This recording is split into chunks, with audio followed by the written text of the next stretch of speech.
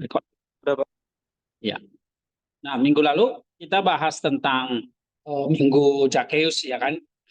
Minggu Zakheus itu minggu kita belajar kerendahan hati untuk datang mendekat kepada Kristus. Jadi ini kayak semacam persiapan untuk eh, untuk menyambut masa Prapaskah ya. Dan Prapaskah itu untuk menyambut Paskah.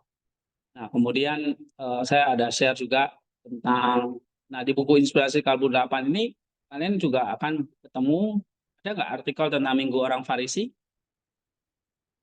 Ada kan? Nah, itu boleh pilih salah satu ya. Itu di halaman berapa itu? Eh, apa? Anak manusia yang datang tuh Zakheus, lalu ini tentang, ah, ya,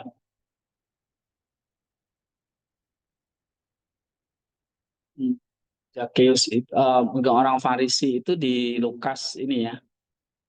Zakheus hari ini datang sangat di, ah, iya. Ini tentang Zakheus ya, tapi tentang Minggu orang Farisi dan pungut cukai itu di, kalian bisa baca di,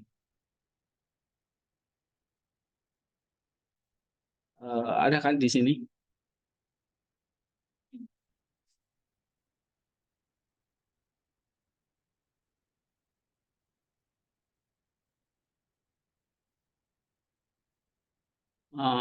Makatis pada mananya homili tentang ini lagi semua orang, eh, berapa? Iya, ini agak lompat ini ya. Nah ini 336 ya, tentang ini bisa kalian baca tentang orang Farisi dan cukai. Atau kemarin saya share di sini, eh, di hari Minggu tanggal berapa itu? Tanggal 9 ya. Nih, Lukas berapa? Nih, Lukas 18, 9 sampai 14. Nah, ini juga membahas tentang orang Farisi dan pungut cukai. Ya, ini bukan Saint Paulus ya, salah ini. Harusnya Lukas ya. Kita perbaiki dulu ya. Ini harusnya Lukas. Ini udah baca kan teori ini harusnya. Nah, ini harusnya Lukas. Ini tentang dua orang yang berdoa, ya, orang Farisi dan pungut cukai. Nah, tip structure-nya ini tentang bahaya pengadilan diri, ya, bahaya keadilan diri, ya, puasa pertobatan yang rendah hati, kembalikan nilai kerajaan surga. Jadi bukan orang yang meninggalkan diri, tapi justru orang yang merendahkan diri yang memperoleh kerajaan surga. Nah, Christ Center-nya itu seperti ini. Lalu Eklesianya saya ambil dari Chrysostom ya. Cukup panjang dia komentar, ada analisis Chrysostomnya, lalu nanti sintesisnya. Ya. Nah, ini kalian bisa ambil juga untuk homework-nya atau PR-nya ya, atau ambil dari buku ini boleh. Nah, ingat kalau setelah setelah itu minggu depan apa kita merayakan apa? Nah, setelah minggu orang Farisi Sukai kita bahas nanti tentang anak yang hilang. Nah, bacaannya itu diambil dari Matius 6, sorry, anak yang hilang Lukas 15 ya. Nah, ini bahas Lukas 15 ayat 11 sampai 32. Nanti ada juga di buku ini tentang anak yang hilang, kalian bisa lihat di Inspirasi 8. Ini ya. Pemilih perumpamaan anak yang hilang, hawa nafsu dan bertobatkan. Ya. Oke. Nah, itu tiap minggu selalu ada tema-tema sampai nanti dia minggu pengampunan, setelah itu udah masuk masa puasa. Ya. Jadi ini persiapan minggu triodion itu namanya persiapan, nanti masa puasa masuk ke setelah minggu pengampunan itu masa prapaskah sampai nanti tanggal kita puasa itu nanti sampai tanggal 19 ya. Paskahnya 20 April sudah tidak puasa gitu. Oke. Ini perjalanan. Ini yang kembali tadi Imam Besar Agung kita itu melintasi langit. Nah, kita para muridnya itu menapaki itu. Ya, kayak tadi menaiki tangga atau apa? Melintasi langit itu. Nah, seperti ini. Gitu, ya. Oke. Jadi tugas mingguannya kan kalau kalian komen ya, jadi yang kalian komen itu saya udah catat gitu ya. Jadi bisa dapat nilai tambahan. Siapa yang belum komen ini? Smart. Terus udah ya semua ya. Nah, iya, minimal seminggu ada sekali, 2 kali. Ya, ya kalau bisa kalian pas ada waktu kalian baca, tulis saja apa refleksi kalian, nggak mesti harus bertanya. Ya, tulis saja apa yang kamu pelajari di situ. Ya, oh saya dapat apa? Ini kan latihan berpikir. Ya, atau kalau ada pertanyaan silakan. Oke. Nah, sekarang kita mau lanjut bahan kita tentang ini eh, yang utama, yaitu John Damascus. Coba buka bukunya. Kita mulai dari Allah dulu.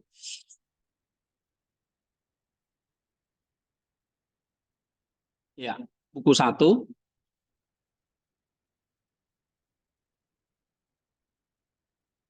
Nah, ini halaman berapa itu? Halaman 1 ya. Tentang eksposisi iman. Oke, tentang Allah. Jadi mulai dari Allah sampai nanti kita, karena Allah itu jadi dasarnya dari wahyu dan teologi itu. Ya, jadi kita mau pelajari tentang siapa Allah itu. Kita ulangi lagi ya.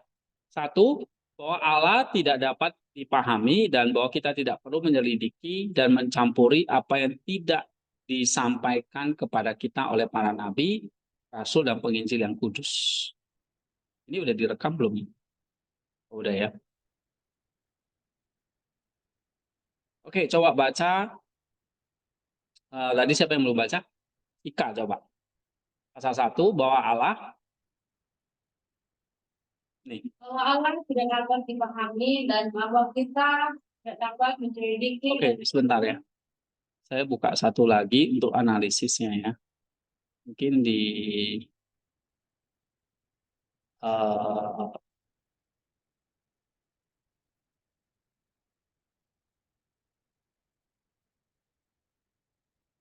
di sini aja.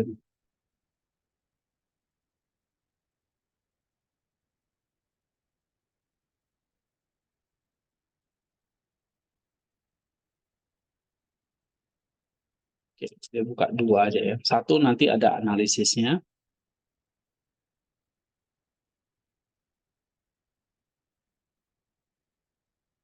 Nah, analisisnya itu kalian bisa baca di belakangnya. Ya, halaman 33. Gitu. Ya, jadi buku ini cuma 55 halaman ya.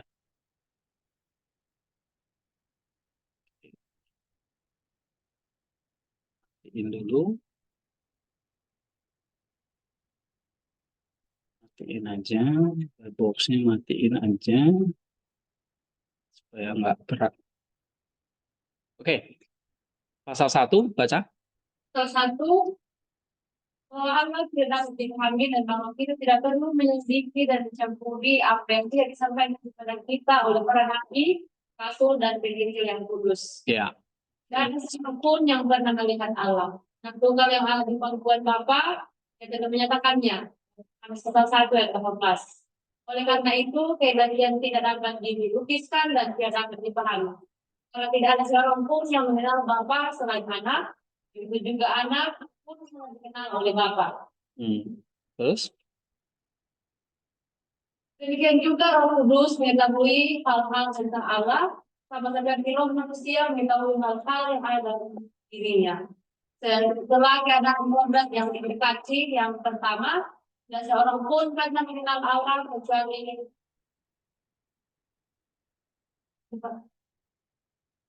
Goyang-goyang nggak langsung ini. Oke. Terus?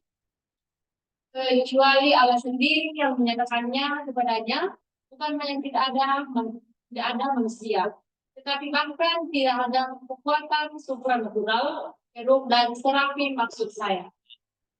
Lalu, Namun Allah tidak meninggalkan kita dalam ketidaktahuan mutlak. Dalam pengetahuan tentang keberadaan Allah telah ditanamkan olehnya dalam alam semesta. Kita ini juga dan kebenarannya dalam serta pemerintahannya nyatakan keagungan materi ilahi.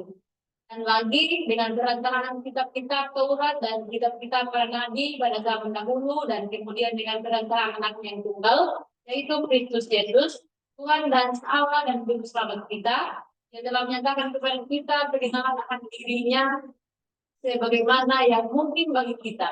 Segala sesuatu yang telah disampaikan kepada kita oleh hukum Taurat oleh para nabi, oleh para rasul dan oleh para penginjil kita terima dan kita ketahui dan kita hormati. Dan kita tidak mencari yang lain daripada itu. Karena Allah yang baik adalah sumber segala kebaikan yang kita tunggu pada iri hati dan tidak pada keinginan apapun. Karena iri hati jauh dari kodrat ilahi yang tidak memiliki nafsu dan hanya baik. Sebab itu, karena ia mengetahui segala sesuatu dan menyediakan apa yang berguna bagi setiap orang, ia menyediakan apa yang berguna bagi kita untuk diketahui. Tapi apa yang tidak berguna bagi kita, ia rahasiakan. Dengan semuanya itu hendaklah kita merasa puas dan marilah kita menaatinya dengan tidak menghilangkan batas-batas yang kekal dan janganlah kita melanggar ajaran ilahi. Amsal 22 ayat 28 ya. Coba baca. Amsal 22 ayat 28.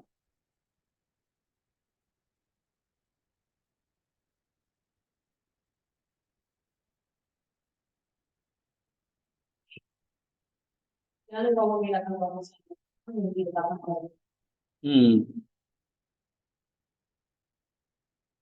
It is not good to be partial in judgment. Amsal 22 ya. 22 ayat 28. Coba baca sekali lagi. Jangan kau menghilangkan batas yang Iya. Jadi tidak melewati batas. Masuk kayak kita belajar tentang Allah. Ya. Nah, apa yang bisa kita pelajari dari ini? Satu, bahwa ini ada ketidakmampuan manusia memahami keilahian Allah. Ya, coba baca. Risma. Yohanes. Nih. Yohanes dan Damaskus mengingatkan bahwa Allah adalah entitas yang tidak dapat dipahami dan tidak dapat dimanusiakan. Mengutip Yohanes 1 ayat 18 dan Matius 1 ayat 11. Yohanes menunjukkan bahwa hanya anak Yesus Kristus yang mengenal Bapa secara sempurna dan hanya Roh Kudus yang mengetahui hal-hal tentang Allah sebagaimana roh manusia mengetahui dirinya sendiri. Iya. Jadi tidak ada seorang pun yang mengenal Allah. Jadi yang tahu Allah siapa? Tidak ada seorang pun manusia, nggak ada. Hanya siapa? Yesus Kristus. Itu di mana? Yohanes 1 ayat 18. Ya kan? Kemudian Matius 11 ayat 27. Nah, jadi di sini Yohanes mau menunjukkan hanya anak, yaitu Yesus Kristus yang mengenal Bapa secara sempurna. Jadi kalau anak tidak menyatakan Bapa, ya kita nggak tahu. Ya, dan di sini Roh Kudus yang mengetahui tentang hal-hal tentang Allah, sebagaimana roh manusia mengetahui dirinya sendiri. Ya, coba kita baca misalnya Matius 11 ayat 27. Matius 11, 27. Bacakan.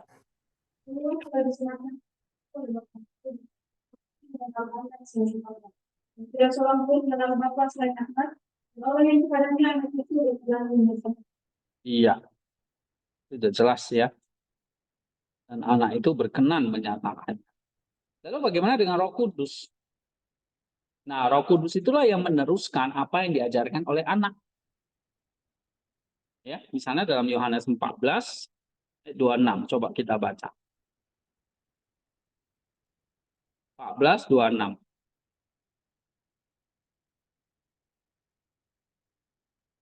Tetapi penolong yaitu Roh Kudus yang akan diutus oleh Bapa dalam namaku, dialah akan mengajarkan segala sesuatu kepada ya, dan akan mengingatkan kamu akan semua yang telah kukatakan kepadamu. Jadi yang mengetahui Allah ya Allah itu sendiri. Bapa diketahui oleh siapa? Anak. Anak mengajarkannya, menyatakan kepada manusia, lalu dilanjutkan oleh Roh Kudus. Dalam Yohanes 14 tadi. Oke, jadi Bapa itu dinyatakan oleh Anak dan Roh Kudus. Ya. Nah, yang kedua. Coba nih, email. Pengetahuan, Tentang Allah melalui pencitraan dan kewahyuan. meskipun Allah tidak dapat dipahami sepenuhnya, Yohanes menjelaskan bahwa pengetahuan tentang keberadaan dan sifat-sifat Allah dapat diperoleh melalui ciptaan, peliharaan, dan penciptaannya.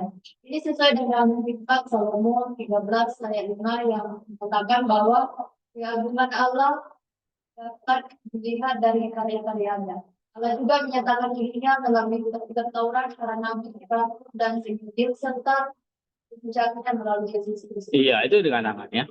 Ini perbesarnya mana ya?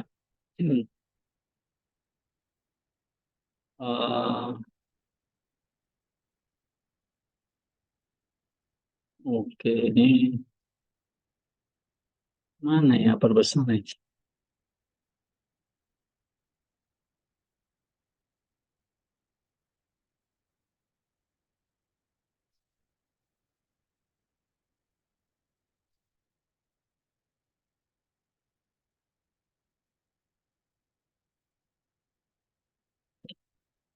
Bingung pakai yang ini.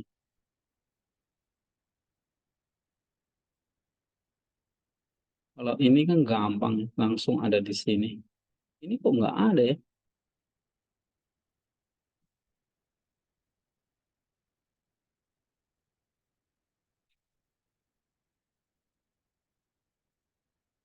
Eh,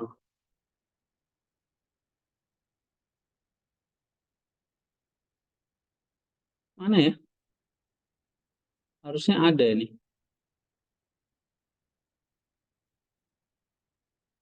Sudahlah. Kebaca nggak ini? Terlalu kecil.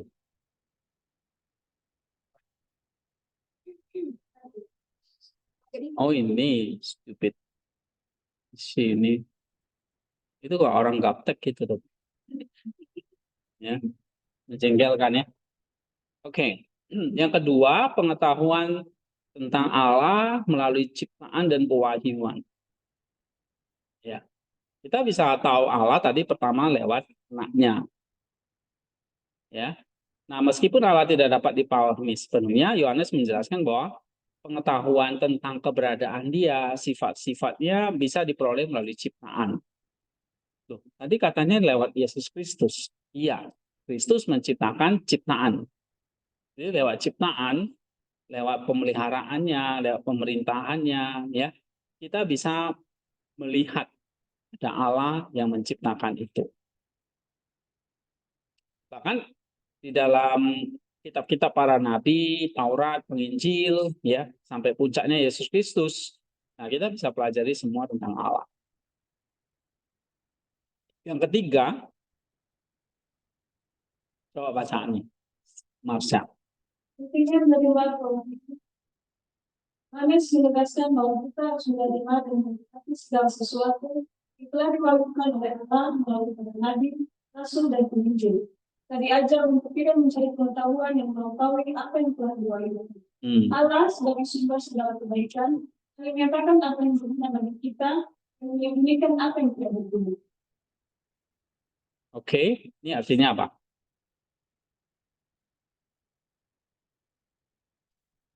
Hah? Kita tidak mencari, kita menerima apa yang sudah diwahyukan. Jadi yang tidak diwahyukan kita nggak perlu cari tahu. Jangan kepo. Gitu ya. Yang keempat.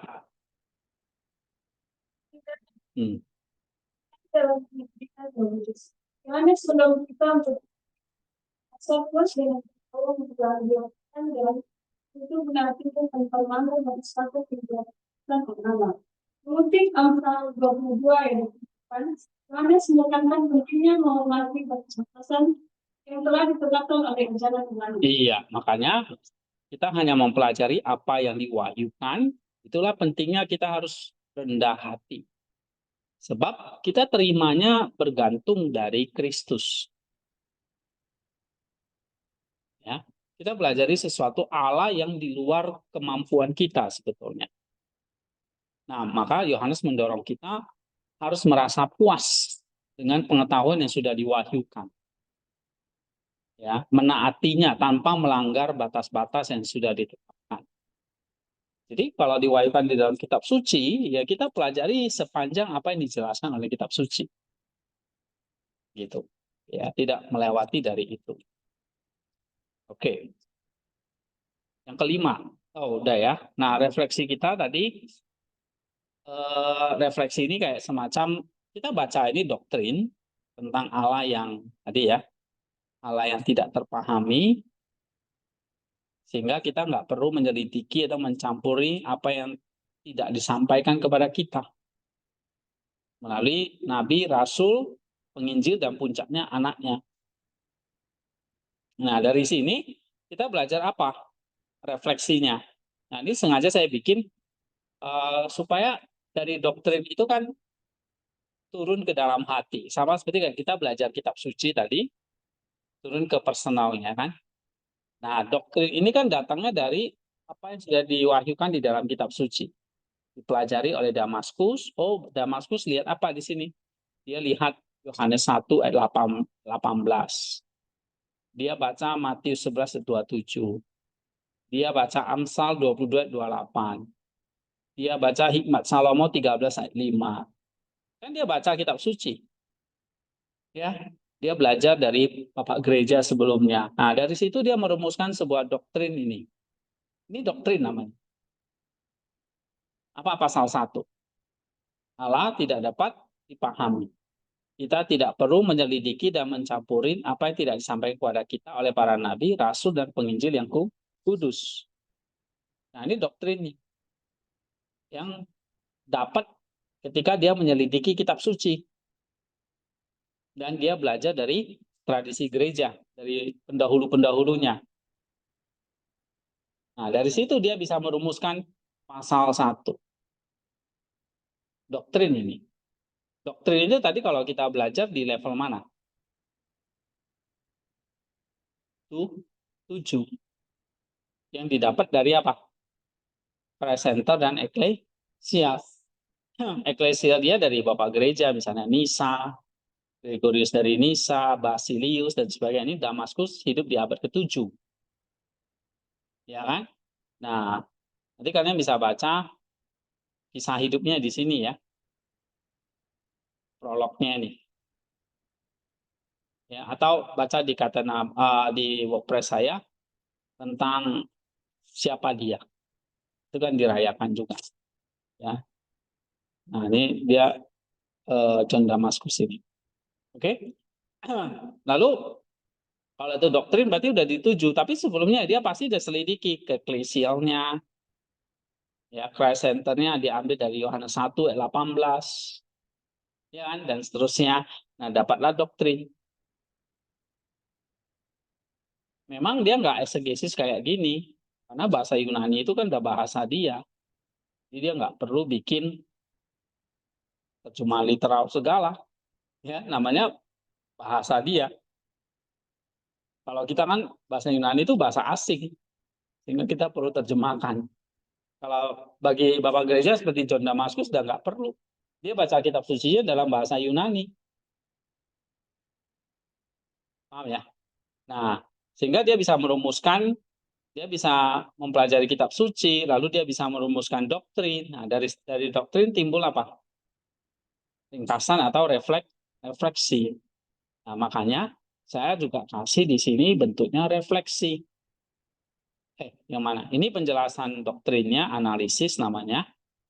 Tapi refleksi ini kayak penghayatan doktrin. Ya. Dan bahkan kalau mau lebih jauh ya sampai mana ini? Sampai aplikasi ya kan? Dan analogiknya. Nah, tapi kita di sini cukuplah sampai refleksinya ya. Oke, paham ya maksudnya ini? Nah, coba baca Helmi lagi.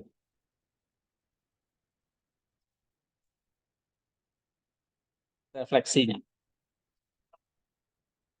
Saudara, ya, Nah itu dia. Jadi doktrin yang kita pahami, oh ternyata kita tuh refleksi kita apa? Kita sadar, kita terbatas. Nah ini sikap yang harus kita bangun dulu. Waktu kamu belajar tentang teologi. Ya, kita terbatas. Terus? dalam dunia kita diingatkan bahwa ada aspek-aspek dari dan Allah yang berada di banyak kawan. Nah, itu dia. Terus? Kesadaran akan kehidupan ini seharusnya tidak membuat kita berusaha, tapi menurut kita hargai dan merayakan ciri Allah. Justru makin mendorong kita untuk mencari tahu. Ya. Terus? Dan itu kita diajak untuk mengandalkan pemberian Allah diberikan melalui ciptaan dan kita suci dan Yesus Kristus. Iya. Tetapi menerima dan menghormati kewajiban ini, kita dapat memperdalam pemahaman kita tentang Allah dan hidup sesuai dengan kehendaknya. Kewahyuan Allah melalui Yesus Kristus adalah puncak dari segala wahyu dan memahami Yesus serta ajarannya jadi kunci untuk memahami Allah sejauh yang diinginkan bagi kita. Iya, jadi akhirnya mau belajar tentang Allah, kuncinya belajar tentang apa?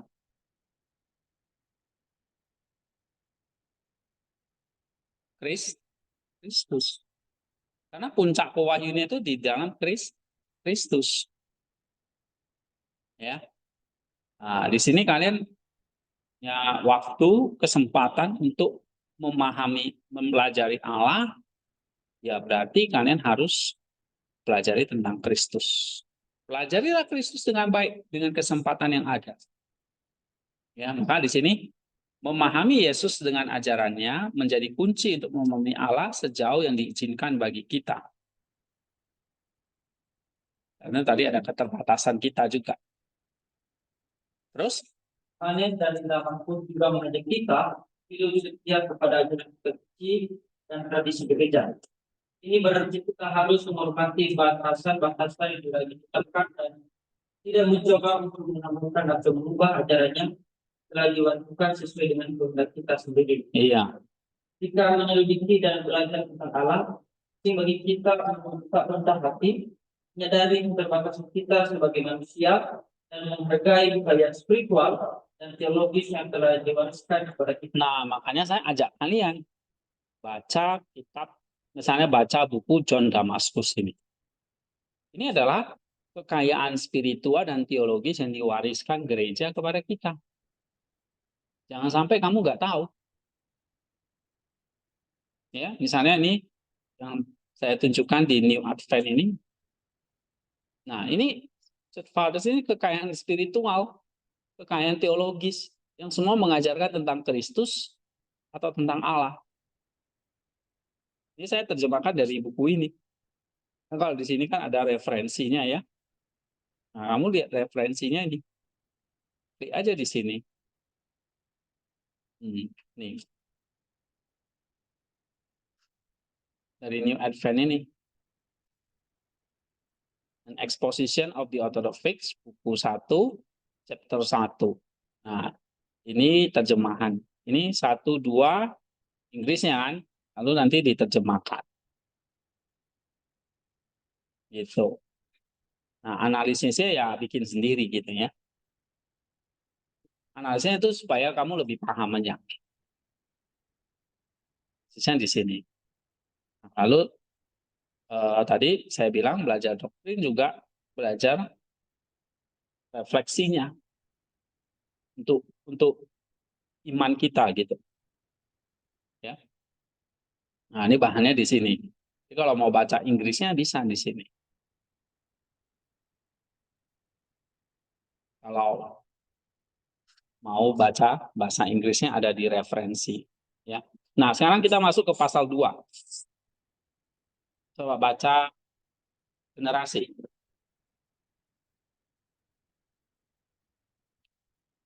Pasal 2 ya.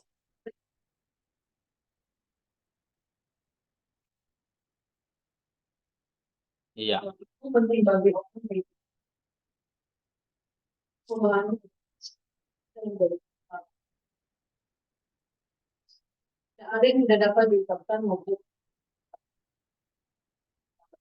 yang dapat. Tapi yang dapat diketahui termasuk dalam satu tatanan dan yang tidak dapat diucapkan termasuk dalam tatanan yang lain. Sebenarnya bicara dalam satu hal dan mengetahui dalam hal yang lain.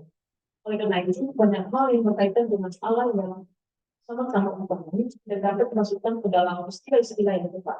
Tapi pada hal-hal yang di atas kita tidak dapat melakukan hal lain secara spesifik diri kita sendiri sesuai dengan kemampuan kita yang terbatas. Seperti misalnya ketika kita berbicara dengan Allah, kita menggunakan istilah-istilah tubuh, muka, kulit kuning, tangan, kaki, dan ungkapan seperti itu. Nah, itu. Paham nggak maksudnya ini? Ya, terus oleh karena itu kita mengetahui dan mengerti bahwa Allah dan Nabi kita diciptakan tidak berubah, sederhana, bersenyawa, tidak datang, tidak dapat ditembus, tidak dibatasi. Dan tidak dapat dikenali, tidak dapat didefinisikan, tidak dapat dimengerti, baik, adil, pencipta segala sesuatu yang diciptakan, maha kuasa, maha memerintah, maha mengasihi, mengatur, maha berdaulat, maha menghakimi. Menghakimi. Dan bahwa Allah itu esa artinya satu esensi atau substansi kita. Dan bahwa dia dikenal dan memiliki keberadaannya dalam keberadaan dalam Bapa dan Anak dan Roh Kudus. Dan bahwa Bapa dan Anak dan Roh Kudus adalah satu dalam segala hal, kecuali dalam hal yang tidak diperanakan dan dalam prosesi atau keluaran. Dan bahwa Anak Tunggal dan firman Allah dan Allah dalam bentuknya yang berkesan demi keselamatan kita karena kerelaan Allah dan sama dengan Roh Kudus telah dikandung tanpa bunyi, dilahirkan tanpa noda dari anak Roh Kudus dan Bunda Allah, dia Roh Kudus dan menjadi manusia yang sempurna. Bahwa dia yang sama adalah Allah yang sempurna sekaligus manusia yang sempurna. Dua kodrat, dikandung dan kemanusiaan. Dalam dua kodrat yang memiliki intelek, undang dan integriti dan kebebasan dan sempurna, memiliki ukuran dan proporsi yang tepat di masing-masing sekaligus keindahan, kebatakan dan kemanusiaan menjadi satu pribadi yang nah, tuh dia jelasin tentang Kristus itu begitu padat. Ya.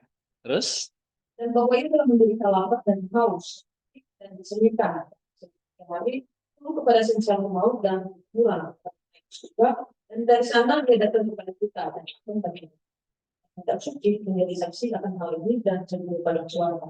nah, padat nih ya. Paham nggak? Kalau kamu nggak paham, baca analisisnya di sini. Oke, Vicky? Terus lagi generasi. Tapi kita juga bisa tahu dan esensial itu atau bagaimana esensi itu pada kita atau bagaimana anak tunggal dan Allah yang telah mengosongkan diri sendiri dan menjadi manusia yang berasal dari dibuat oleh bukti perlawanan dan tidak tahu bagaimana dia menjalankan sendiri di atas air. Karena itu bukanlah kemampuan kita untuk mengatakan apapun tentang Allah, seakan untuk berpikir tentang Dia. Apa yang telah dilakukan secara yang kita, baik melalui firman maupun melalui pengalaman, melalui membuat pembuatan dari yang lama dan yang baru. Iya. Nah, sekarang kita coba ya. Apa yang diajarkan Chrysostom? Ada Damaskus di sini ya. Tentang hal-hal yang dapat diucapkan. Ini pasal 2 ini kan berarti doktrin dia yang dia simpulkan. Ada hal-hal yang dapat diucapkan, tapi ada hal-hal yang tidak dapat diucapkan. Ada hal-hal yang bisa diketahui, ada hal-hal yang tidak dapat diketahui. Ya. Oke, sekarang coba baca Nenong, analisis. Dalam pasal kedua ini Yohanes dari batasan dalam berbicara dalam mengetahui tentang Allah. Nah, jadi ada batasan-batasan ketika kita ketika kita bicara atau membahas tentang Allah. Kenapa ada batasan? Karena nggak semua kita bisa tahu. Walaupun nanti Allah singkapkan kamu, otakmu juga nggak akan bisa paham. Jadi Allah menyingkapkan dirinya sejauh yang bisa ditangkap oleh manusia. Misalnya kayak Yesus menjelaskan tentang kerajaan Allah. Dia sulit menjelaskannya kalau dia nggak pakai perumpamaan. Benar kan? Nah, kerajaan surga seumpama orang yang pergi menabur benih. Ada benih yang gini. Nah, itu kan cerita. Ya, dia menceritakan sesuatu yang bersifat misteri, sesuatu yang misteri diceritakan melalui kejadian sehari-hari. Itu apa? Supaya kita bisa menangkap dengan kapasitas otak atau pikiran kita. Jadi ada batasan ketika kita bicara dan mengetahui tentang Allah. Ya, terus Jadi mereka berbeda tentang hal yang dikatakan dan diketahui serta hal yang dikatakan dan diketahui. iya, Hanya menyampaikan pentingnya memahami manusia dalam upaya untuk memahami dan mengungkapkan realitas Allah yang melampaui pemahaman kita. iya. Berikut adalah poin-poin utama yang diuraikan dalam pasal ini. Nah, yang pertama apa? Ketidakmampuan. Baca lagi. Kemampuan dan keterbatasan dalam berbicara dan mengetahui tentang Allah.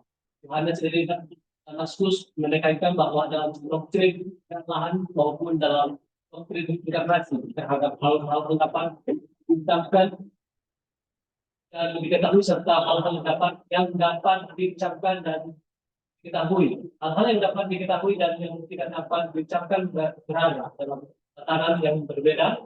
Seperti hal yang berbicara adalah salah satu hal yang mengetahui adalah hal yang lain. Iya, baca tuh yang benar, jangan salah-salah. Udah tingkat 2.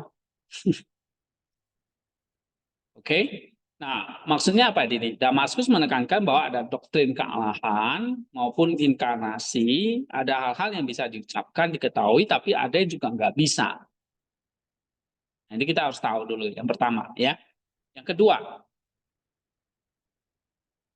ya baca lagi Neno. Ekspresi, Terbatas dalam berbicara tentang hal yang dapat berkaitan dengan Allah sama-sama dipahami, tidak dapat dilakukan dalam istilah-istilah yang tepat dalam berbicara tentang Allah. Manusia harus mengekspresikan diri sesuai dengan kemampuan yang terbatas. Seringkali menggunakan istilah-istilah produktif, seperti tidur, muka, tangan, dan kaki. iya. Nah, karena banyak hal berkaitan dengan Allah yang apa ya, yang samar-samar dipahami, maka Alkitab itu atau Allah itu atau manusia itu mengekspresikan dirinya dengan kemampuan yang terbatas. Jadi pakai istilah-istilah Allah itu murka, Allah itu punya tangan, Allah itu tidur, Allah itu punya kaki. Padahal sebetulnya nggak ada. Itu karena keterbatasan kita, ekspresi yang terbatas dalam berbicara tentang Allah. Ya. Oke, terus yang ketiga, Kemampuan akan sesuatu Allah yang sifat-sifat Allah tidak berakhir, kekal dan tidak diciptakan, tidak berubah, sederhana, tidak dikelihatan dan lain-lain. Yang juga menekankan keberadaan Allah dan keberadaannya dalam 3 pribadi, Bapa, Anak, dan Roh Kudus, serta inkarnasi Kristus yang sempurna sebagai Allah dan manusia. ya, jadi ada sifat-sifat Allah yang bisa diketahui. Misalnya apa? Dia tidak berawal, kekal, tidak berakhir, ya kan? Allah itu tidak diciptakan, tidak berubah, sederhana, tidak kelihatan, dan sebagainya. Pokoknya tidak itu. Tapi dia juga menekankan keesaan Allah. Allah itu satu, tapi keberadaan dalam 3 pribadi. Tadi dijelaskan Bapa, Anak, dan Roh Kudus. Setelah kita bisa tahu ada inkarnasi, ya, ada Kristus yang jadi Allah dan manusia yang sempurna. Nah, itu ada hal-hal yang dapat diketahui. Seperti Allah itu pencipta. Allah itu kekal. Allah itu maha kasih. Allah itu maha kuasa. Ya kan? Allah itu tidak kelihatan. Allah itu apa? tidak berubah. Allah itu sederhana. Allah itu tidak berawal dan tidak berakhir. Nah, misalnya dan sebagainya. Terus, tapi ada hal-hal yang kita tidak tahu. Apa itu? Coba baca nih, Lestari nih. Ya, Lestania. Kemampuan mengetahui yang sekarang, manusia tidak dapat mengetahui masyarakat apa itu. Nah, kita tidak tahu apa itu esensi Allah. Tapi kita tahu apa? Sifat, ya, atau atribut Allah istilahnya. Atau sifat Allah kita tahu. Misalnya sifat Allah itu kasih, sifat Allah itu kuasa, ya. Allah itu Tritunggal, kita tahu. Allah itu jadi manusia, kita tahu. Tapi esensinya kita tidak tahu. Nah, kita tahu energinya. Allah menciptakan energinya. Allah memelihara dunia ini kita tahu energinya. Dunia ini masih ada, ini karena Allah memelihara. Berarti kita tahu itu. Itu sifat Allah. Tapi esensinya enggak. Jadi dibedakan ya antara energi Allah dan esensi Allah atau sifat Allah dengan esensi Allah. Terus, Bagaimana peristiwa itu ada di dalam suatu atau bagaimana peristiwa-peristiwa seperti nasi dan terjadi. nah ada yang kita nggak tahu. Mujizat itu gimana kita jelasin? Air jadi anggur. Bisa nggak kamu jelasin? Atau Yesus berjalan di atas air. Bisa? Ada ketidakmampuan kita menjelaskan itu. Ya kan? Bahkan ilmu pengetahuan teknologi sekarang nggak bisa menjelaskan kenapa air bisa jadi anggur.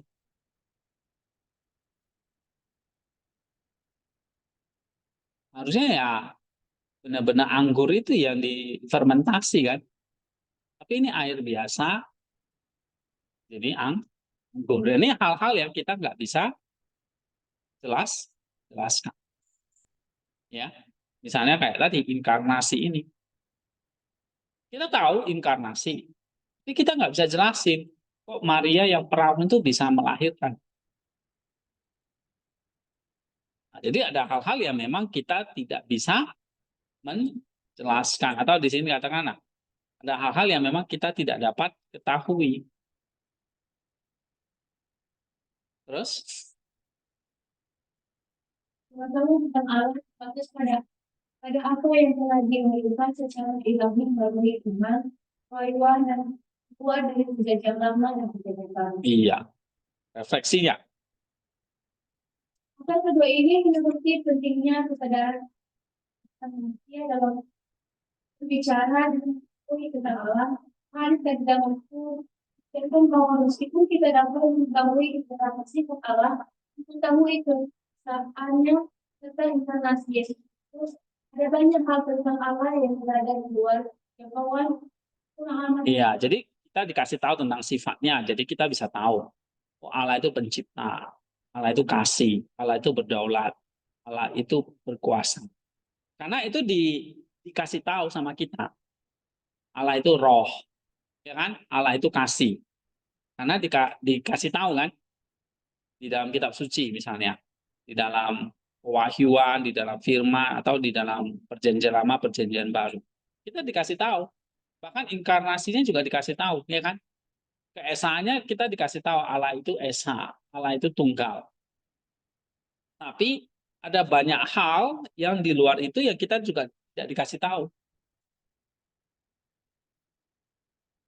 Ya, ada banyak hal tentang Allah yang berada di luar jangkauan pemahaman kita. Terus, Kesadaran akan kebenaran ini mengajar kita untuk merendahkan hati dan menerima bahwa tidak semua aspek atau diucapkan atau dipahami. iya. Terus, Hanya juga menunjukkan bahwa dalam bicara tentang Allah, manusia seringkali menggunakan istilah yang antropomorfik.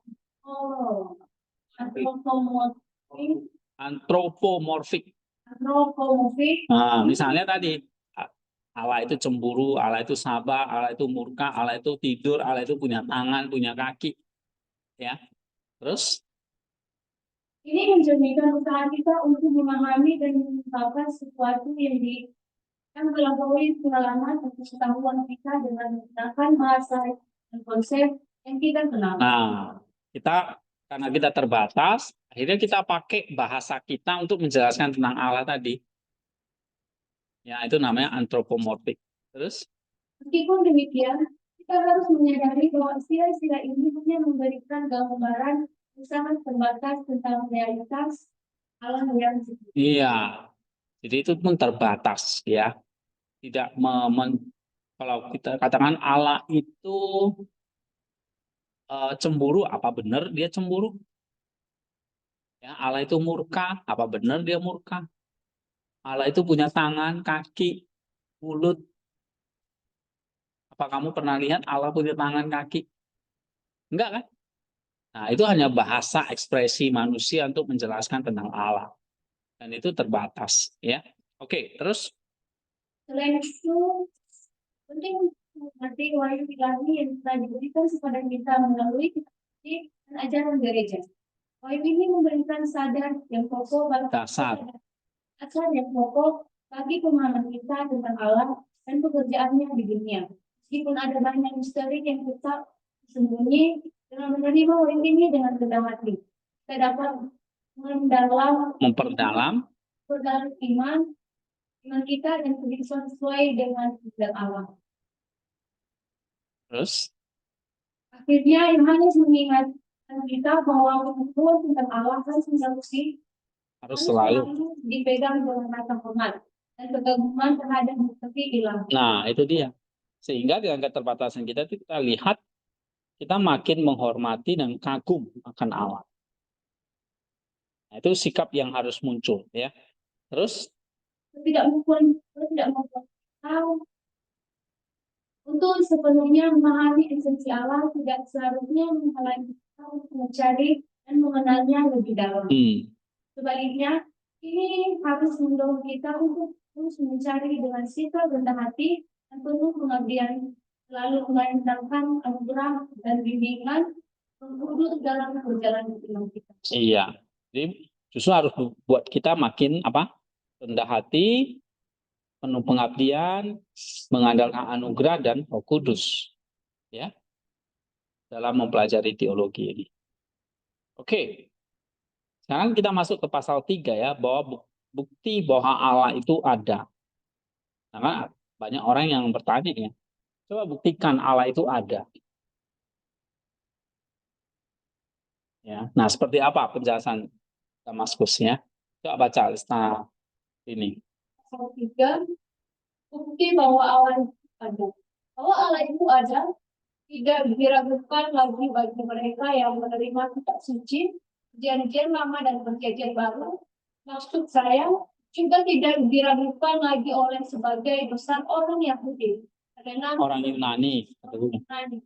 Karena seperti yang telah kami katakan, pengetahuan tentang kebenaran Allah telah tanam di dalam diri kita secara kodrati. Ya. Tapi karena kejahatan si jahat menang dengan sangat kuat terhadap mengatur putra manusia.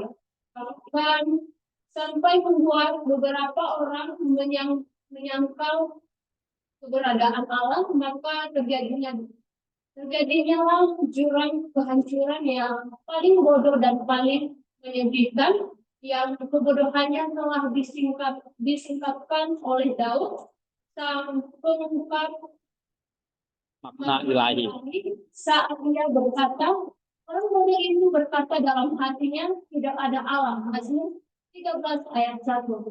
Sehingga murid-murid Tuhan dan para rasulnya yang diberikan hikmat oleh Roh Kudus dan melakukan keajaiban-keajaiban di dalam kuasa dan kasih karunia-Nya menangkap mereka di dalam dan jadi mukjizat dan menarik mereka keluar dari kedalaman ketidaktahuan kepada terang pengenalan akan Allah pengenalan akan alam. Demikian juga para penerus mereka dalam kasih karunia dan nilai, baik para gembala maupun para pengajar, setelah menerima kasih karunia yang menerangi dengan kuasa Mukjizat. kita dan firman kasih karunia. Terus, Menerangi mereka yang berjalan di dalam kegelapan dan membawa mereka yang tersesat ke dalam jalan yang benar.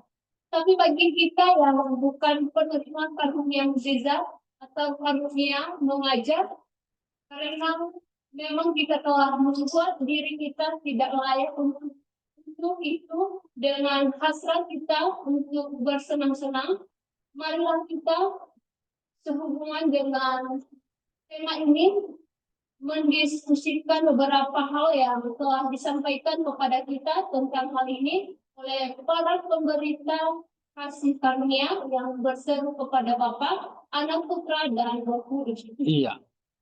Terus, Segala sesuatu yang ada diciptakan atau tidak diciptakan. Maka jika segala sesuatu diciptakan, maka ia juga dapat berubah. nah kalau diciptakan bisa berubah. Oke, terus? Karena segala sesuatu yang keberadaannya berasal dari perubahan, juga harus pada perubahan, baik binasa atau menjadi sesuatu yang lain dari dirinya melalui kehendak. Tetapi jika segala sesuatu tidak diciptakan, maka dalam segala konsistensi mereka juga harus sepenuhnya tidak dapat berubah. Iya. Terus? Hal-hal yang berlawanan dalam kodrat keberadaannya pasti juga berlawanan dalam secara keberadaannya, yaitu pasti memiliki sifat-sifat yang berlawanan. Siapa kemudian yang akan menolak untuk mengakui bahwa semua hal yang ada, tidak hanya yang berada di dalam wilayah Hidera, tetapi bahkan para malaikat sekalipun tunduk pada perubahan, transformasi, dan pergerakan dari berbagai jenis, karena hal-hal yang berkaitan dengan dunia rasional. Maksud saya para malaikat, roh-roh, dan setan-setan tunduk pada perubahan kehendak, apakah itu kemajuan atau kemunduran dalam kebaikan, apakah itu perjuangan atau kepasrahan, sementara yang lain mengalami perubahan penciptaan dan kehadiran, peningkatan dan penurunan kualitas dan pergerakan dalam maka hal-hal yang dapat berubah sepenuhnya diciptakan. iya.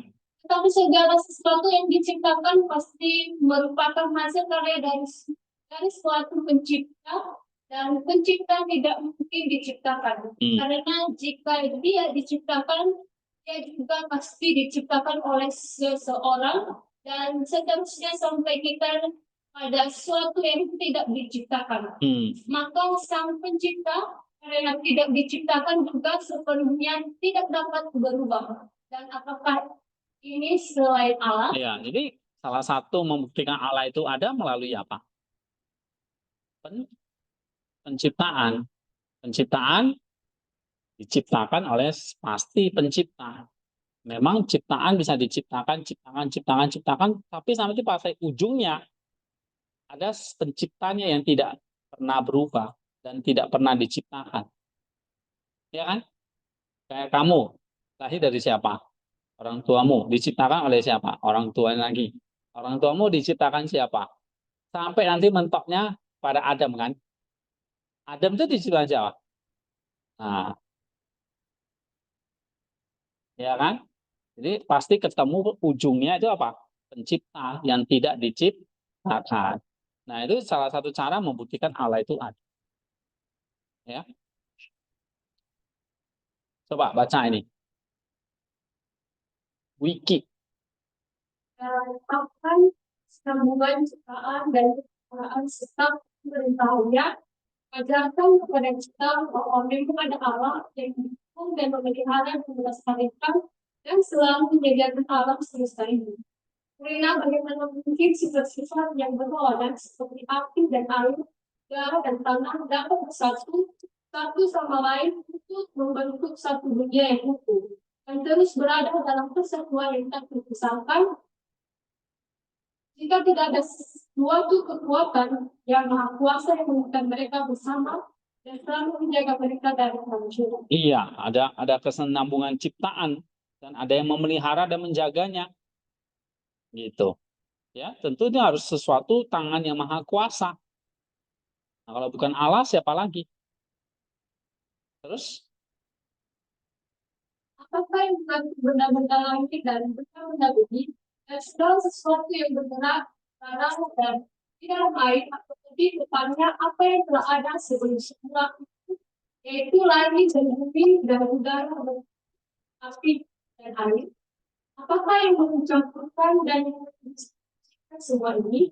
Apakah yang menggerakkan semua ini dan menjaganya agar tetap berada di jalurnya yang tak berhentinya dan tak berhalang?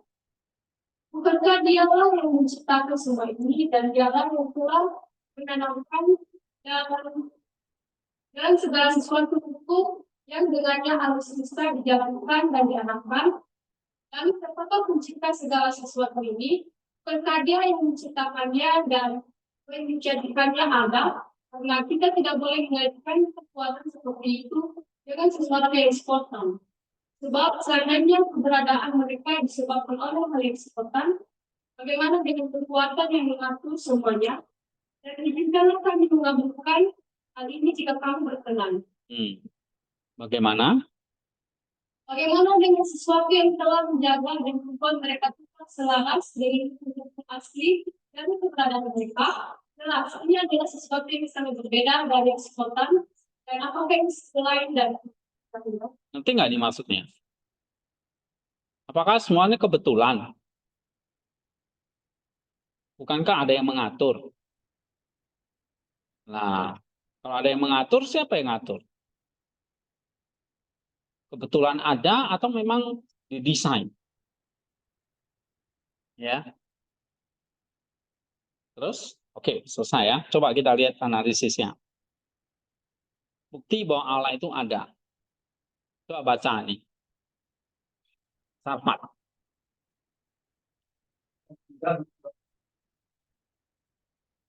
Jadi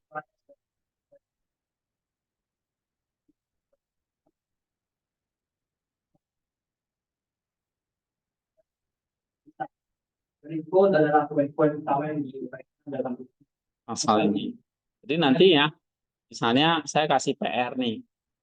Jelaskan apa bukti Allah itu ada. Dalam 200 kata. Ya saya bisa kasih pertanyaan begitu nanti. Jadi tugas mingguan suka-suka saya gitu loh. Ya. Jadi kalau kalian bingung-bingung ya saya kasih pertanyaan supaya kalian ngulang lagi. Apa yang dimaksud atau buktikan bahwa Allah itu ada.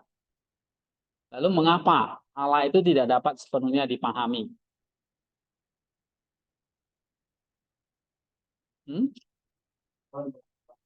Siap. Ya, ayatnya mana?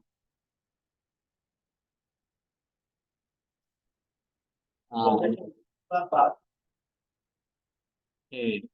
Atau jelaskan atau buktikan bahwa Allah itu ada menurut John Damaskus. Nah ini jawabannya kan.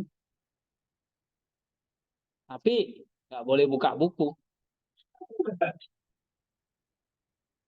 Oke. Nah, coba baca. Satu. Nah, itu dia. Satu ya. Allah ditegaskan oleh kitab suci. Keberadaan dia, buktinya.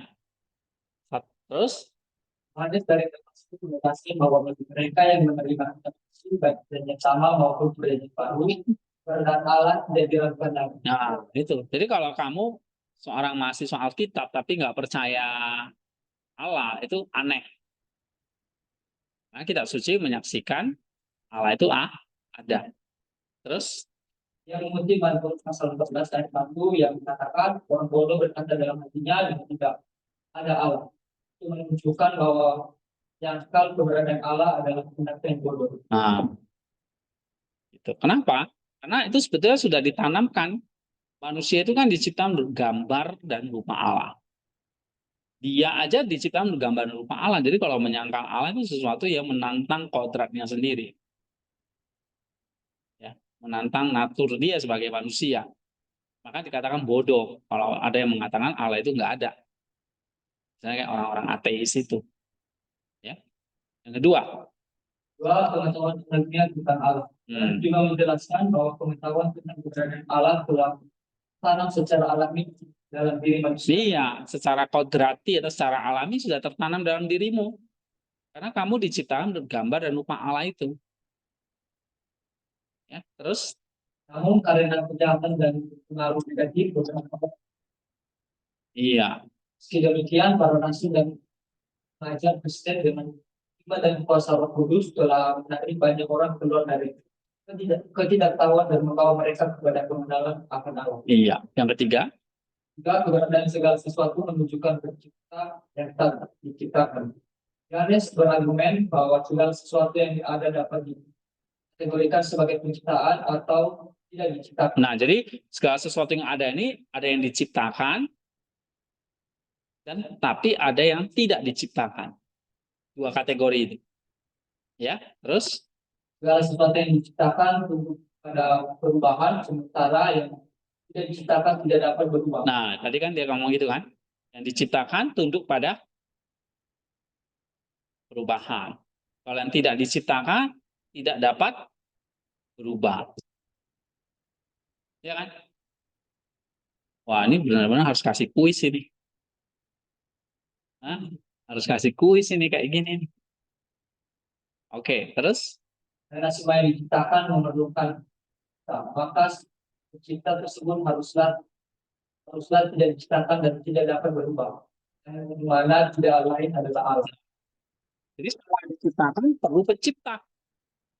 Nah, penciptanya diciptakan nggak? Ya enggak. Karena kalau dia diciptakan, siapa yang ciptakan dia lain? Dan seterusnya nggak akan habisnya kan? Nah, sampailah ada pencipta yang tidak diciptakan. Yaitu Allah sendiri yang tidak dapat berubah juga. Tahu nggak? Nggak, tutup buku, kuis. Nomor 4. Kesinambungan dan pemeliharaan alam. Yohanes menyatakan bahwa kesinambungan ciptaan dan pemeliharaan alam semesta mengajarkan bahwa memang ada Allah yang mendukung cara dan melestarikan alam semesta. Elemen-elemen yang berlawanan seperti api dan air, udara dan tanah yang mungkin bersatu dan tetap dalam harmoni tanpa adanya kekuatan maha kuasa yang mengatur mereka, itu Allah. Nah, bagaimana kayaknya air, api, udara, tanah ini bisa jadi satu dan harmoni? Kalau nggak ada yang jaga atau memelihara. Ya kan, kayak alam semesta ini bagaimana bisa teratur? Kayak kita pagi, siang, malam itu teratur. 1 tahun bumi mengelilingi matahari tepat 365 hari. Belum planet-planet, bintang-bintang. Itu kan terdiri dari air, api, udara, tanah. Planet kita, air, api, udara, tanah. Bagaimana itu bisa harmoni gitu? Kalau nggak ada satu kekuatan maha kuasa yang mengatur. Nah, itulah Allah. Jadi dari alam semesta yang berkesinambungan dan terjaga itu membuktikan ada pencipta atau ada yang pengatur. Siapa itu? Ah? Oke, kalau gitu apa refleksi kita di sini? Coba baca lagi, Satpa. Jadi pasal 3 ini menurut keberadaan Allah yang dapat ditemukan baik dalam suci maupun dalam refleksi atas alam semesta. Yohanes dari Damaskus mengajak kita untuk melihat bahwa pengetahuan tentang Allah tidak hanya berasal dari pewahyuan ilahi. Nah, kalau pewahyuan ilahi berarti dari kitab suci, ya kan? Tapi enggak juga dari situ saja, tapi juga dari apa? Baca. Tapi juga dari ciptaan. Iya, jadi kalau kita lihat ciptaannya, kita kita juga mengakui ada Allah yang mengatur itu, menciptakan itu. Paham? Yang kedua, Ada menunjukkan bahwa keberadaan itu yang sudah jelas dan diterima oleh mereka yang beriman. Namun juga dapat diakses melalui pengetahuan alamiah tertanam dalam diri manusia. Meskipun pengaruh negatif dapat membuat beberapa orang menyangkal keberadaan Allah, kesaksian para rasul dan pengajar Kristen serta keajaiban-keajaiban yang dilakukan oleh Kuasa Roh Kudus telah membantu banyak orang menemukan kembali iman mereka. iya. Jadi dalam diri kita itu sebetulnya sudah tertanam satu pengetahuan alamiah yang mengatakan Allah itu ada. Oke, terus Mengenai hadis tentang keberadaan segala sesuatu yang diciptakan dan tidak diciptakan mengajar kita untuk menemukan asal mula dari pemeliharaan alam semesta. Keharmonisan dan kesinambungan alam semesta menunjukkan adanya pencipta yang kita diciptakan, yang adalah Allah sendiri. Ini mengingatkan kita bahwa di balik kompleksitas dan keindahan alam semesta ada tangan ilahi yang mengatur segalanya. iya. Terus Akhirnya, Yohanes mengingatkan kita bahwa bukti-bukti keberadaan Allah tidak hanya ditemukan dalam kitab suci, tetapi juga dalam alam semesta yang kita huni. Dengan membuka mata dan hati kita terhadap keajaiban penciptaan, kita dapat melihat jejak-jejak keberadaan dan karya Allah di sekitar kita. Semoga refleksi ini membantu kita dalam memperdalam pemahaman dan keyakinan akan keberadaan Allah. iya, jadi dari sini kita belajar bahwa ada banyak bukti keberadaan Allah, baik itu di dalam pewahyuan maupun lewat alam semesta. Bahkan di dalam diri kita sendiri ada pengetahuan alamiah yang Tuhan tanamkan. Itu apa tadi? Gambar dan rupa Allah itu. Ya. Jadi dari sini kita bicara, kita dapat refleksi bahwa kita bisa buka mata, buka hati kita terhadap keajaiban ciptaan. Kita bisa melihat jejak-jejak keberadaan dan karya Allah di sekitar kita. Ya, nah itu mengagumkan sekali. Oke, jadi kita belajar tentang Allah itu nggak rugi gitu ya, karena kita belajar tentang pencipta kita. Jadi kamu tahu asal usul kamu dari mana dan kamu nanti akan kemana. Gitu. Oke? Ya, kita break sebentar, nanti kita masuk lagi ke pasal 4 ya. Oke, jam 3 kita masuk.